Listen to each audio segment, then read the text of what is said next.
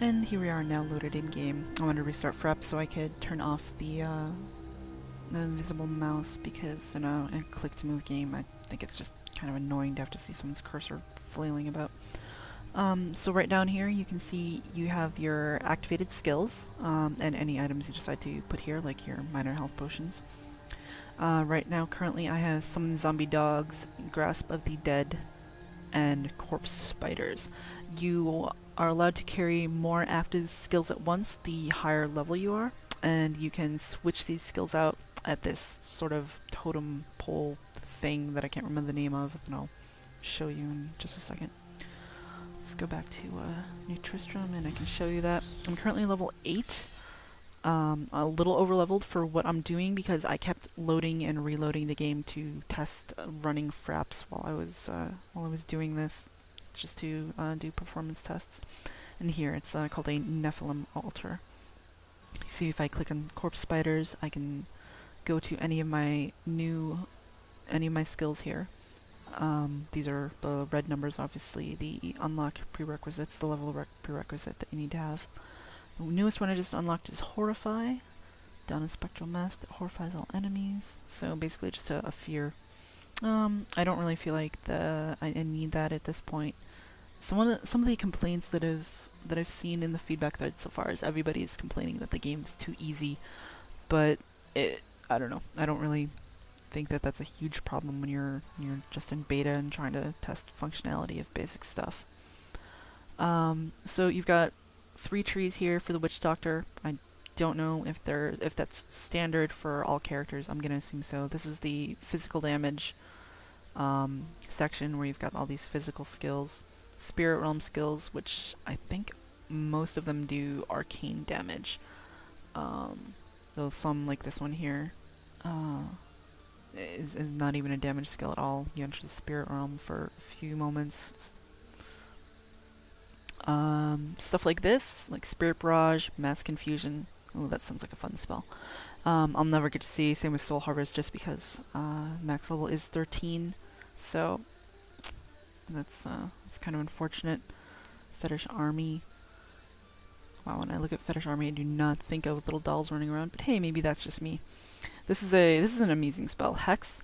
What it does, it summons a little shaman that runs around and turns your enemies into chickens. It's pretty hilarious, and I think I'll just put that one on right now, just because it's funny and I like it. Again, the waypoint system is back. Always handy. And let's head back to the cemetery of the Forsaken.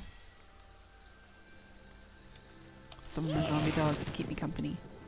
And actually, what I'm gonna do here first is turn the master volume down a little bit more, because it's kind of noisy when you're in the midst of battle.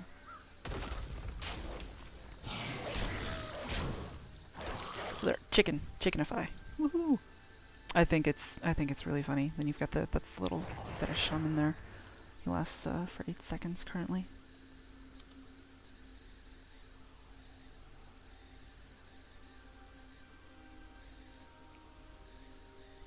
One thing that I think is unfortunate is that they don't seem to have the map overlay that's in the middle of the screen that you had in Diablo 2. I really liked that. When you hit tab, you do get a map, but you're unable to actually move your character or do anything while it's open. It functions just like a standard map in most games, which I think is a little unfortunate because I really liked that functionality of having that kind of you're having your map open all the time and being able to run around.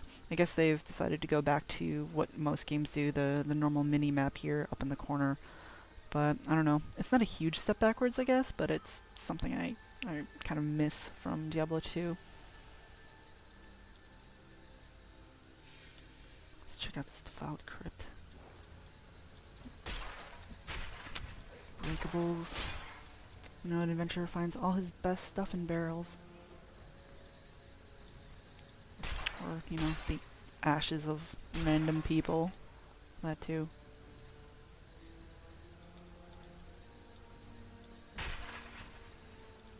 Also, again, this is the first time I'm doing any sort of let's play or video recording at all. I apologize for stuff like video choppiness. I'm still trying to work out what the best settings are. And work out how exactly this, how much I should be talking or shouldn't be talking. I don't know.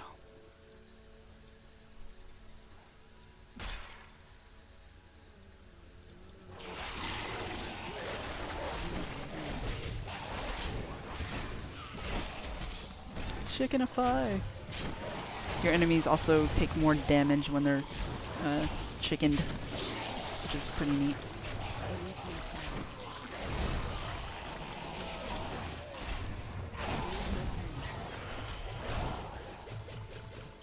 All these little red orbs here are health orbs, which is something that's different from Diablo 2. I don't know, it makes some people say that they feel that the health potions end up a bit superfluous then, but again, this is only a normal mode. I am assuming that they drop much less in the harder difficulties, so as far as I know, they have I'm assuming they're bringing back hardcore. That's not something I ever dipped into personally in Diablo 2. And the elite. Bring back up a little.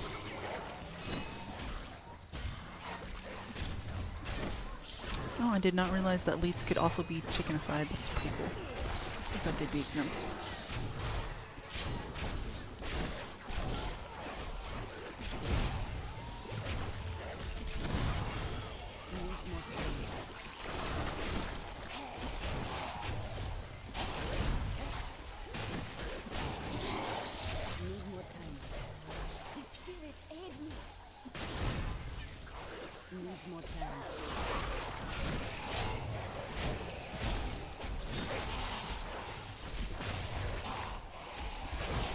I just realized I really should have sold while I was back in Nutristrom.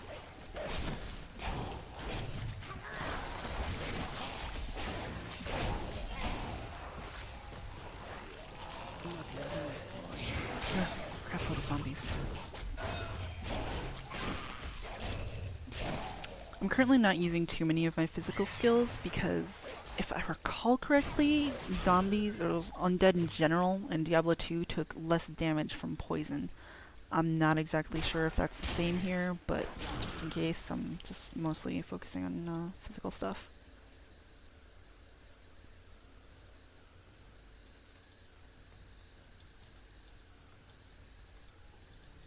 You do still have to click on items, you just don't have to click on gold, which is very nice. And my inventory's almost full. Oh, I kind of liked my short sword of flame, but let's try this out for a while instead. I definitely need to, I don't feel like using a javelin. Definitely need to hit up the merchant.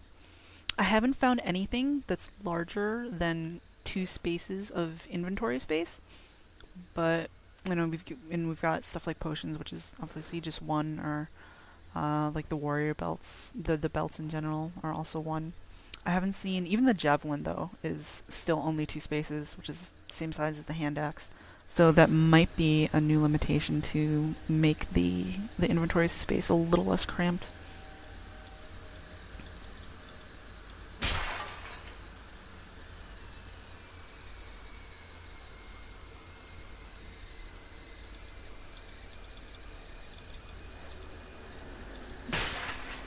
And I'm a compulsive item breaker. I need to break all the things.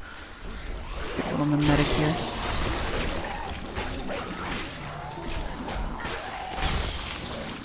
Yeah, those things are kind of gross. They spawn these things called corpse worms or something when they explode. The crown will not be found in this crypt, I think. Okay. Well, that's nice. So you don't have to run all the way back out, I guess. Just travel. That's a nice little feature. Hadn't run into that yet. Now we're back here. I am going to map back again after this battle to Nutristrom and do some selling.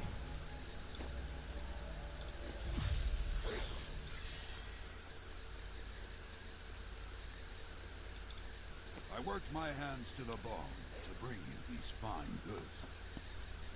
Rendering sword of the angels. As far as I can tell, the merchants are again randomized, so the in-between trips, I think. And then they will change the inventory. That's kind of nice. Base experience +2.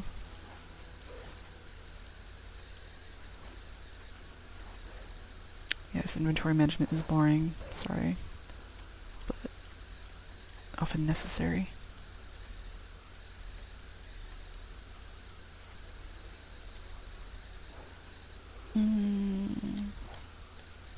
Yeah, 0.1 damage reduction.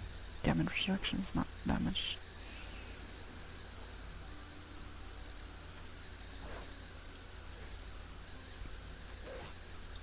I'll keep my sword short for now. This is all the equipment you can have. Bracers and gloves. Again, only 2 rings. And you have 10 fingers. But hey, oh well. Better than Skyrim, I guess, which I hear only has 1 ring. I got a Stone of Recall as a quest reward. And Nephilim Cube. When? Oh, I guess I got that as a quest reward too. Sweet. Break items down into crafting materials. So, let's try doing that with this, see what happens. Warning, permanently store the item, okay. Okay, so doing that, instead of opening it up and Horadric cubing it and putting things together, looks like it just breaks stuff down. Common scrap. And subtle essence. Obtained by salvaging magic weapons and armor. Interesting. Trying to see.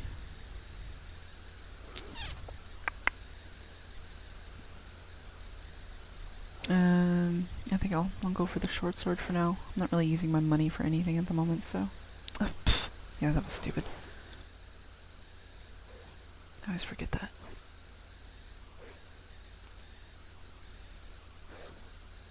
Sell this. Do not right click with the merchant store open. I don't know how the crafting works in this game yet. I haven't run into that.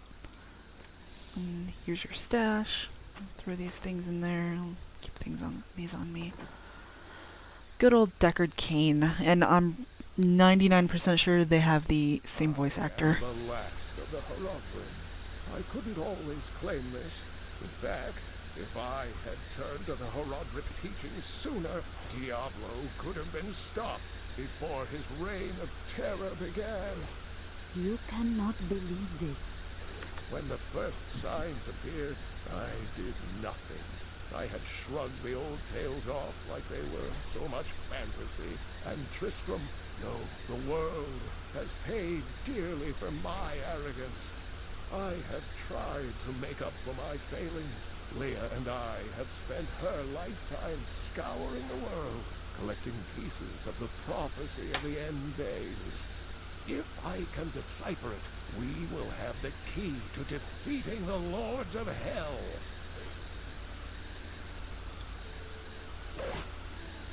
Let's find out what the prophecy of the end days is contained within the Horadric tomes I inherited from my ancestor, Deckard Cain. It is a warning to those who could interpret it regarding Hell's ultimate invasion of our world, written by many different people throughout history in many different lands. All known versions of the prophecy are incomplete. I have spent a good part of the past 20 years trying to complete it. I am certain it holds the answers to defeating the Lords of Hell. Okay, I'm not gonna go through all the dialogue right now. Don't know how many people are interested in that, but let's see, instead of hex, I think I'll grab my corpse spiders again. Oh, because nope. Okay, that's one of the things that levels up. So 4 spiders for 38% damage. I was using the Plague of Toads earlier, but I learned that Plagues of Toads are kind of hard to aim. They're kind of spread out. They're supposed to spread out in a cone in front of you, but it's really hard to hit who exactly you want to hit. Another one that they have is the Zombie Charger, which is basically, it's basically minion bombing already pre-set up for you. You've got this fresh zombie that's going to explode. Again, I'm fighting a lot of undead right now, so I don't really know if the poison stuff is that effective. I think let's see. Haunt. I think I'll take Haunt, because it's kind of a neat looking skill. I don't want it there. I want it in my... There we go. Alright, and let's head back into the tombs.